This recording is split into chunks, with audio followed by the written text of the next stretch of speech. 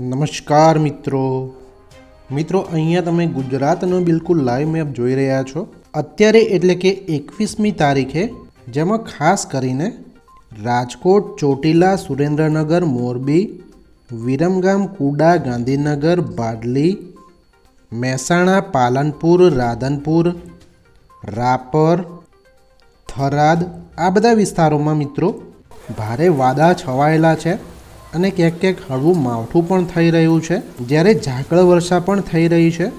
ધીરે ધીરે મિત્રો આ વાદળા વડોદરા, અમદાવાદ, દાહોદ, મહેસાણા આ બાજુ ગતિ કરે છે.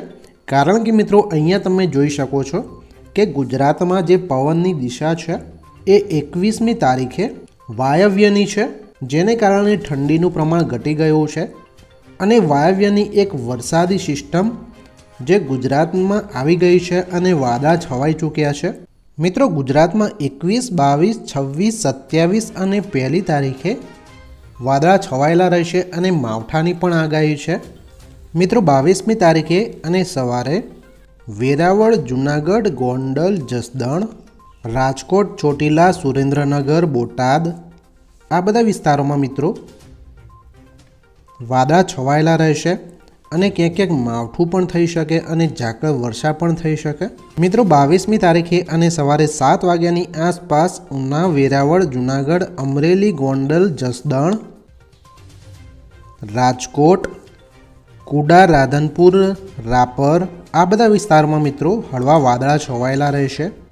22 તારીખે ગુજરાતમાં પવનની દિશા વાયવ્યની રહેશે, ઠંડીનું પ્રમાણ ઓછું રહેશે. મિત્રો 23મી તારીખે ગુજરાતમાં પવનની દિશા બદલાશે અને ઈશાન દિશાની થઈ જશે.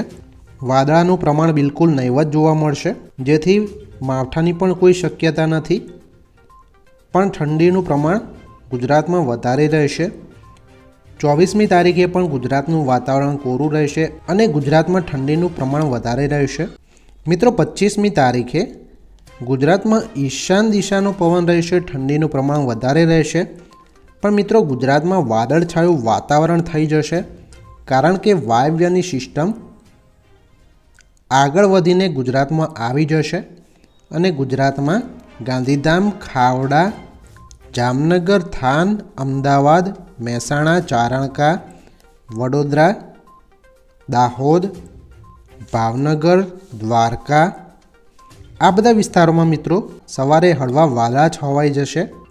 મિત્રો 26મી તારીખે લગભગ સંપૂર્ણ ગુજરાતમાં વાદળા છવાઈ જશે અને ક્યાંક ક્યાંક હળવા માવઠાની પણ આગાહી છે, જેમાં ખાસ કરીને ગાંધીધામ, નલિયા, ખાવડા, ચારણકા, માંડવી, બાડલી, રાધનપુર, પાલનપુર, થરાદ, નગરપાર્કર, આબુ રોડ, ખેડબ્રહ્મા અહીંયા મિત્રો વાદળાની સાથે સાથે માવઠાની પણ આગાહી છે.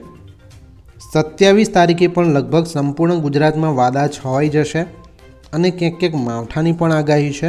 28 અને 29 તારીખે ગુજરાતમાં ક્યાંક ક્યાંક હળવા વાદળા છવાયેલા રહેશે, પણ લગભગ ગુજરાતનું વાતાવરણ કોરું રહેશે.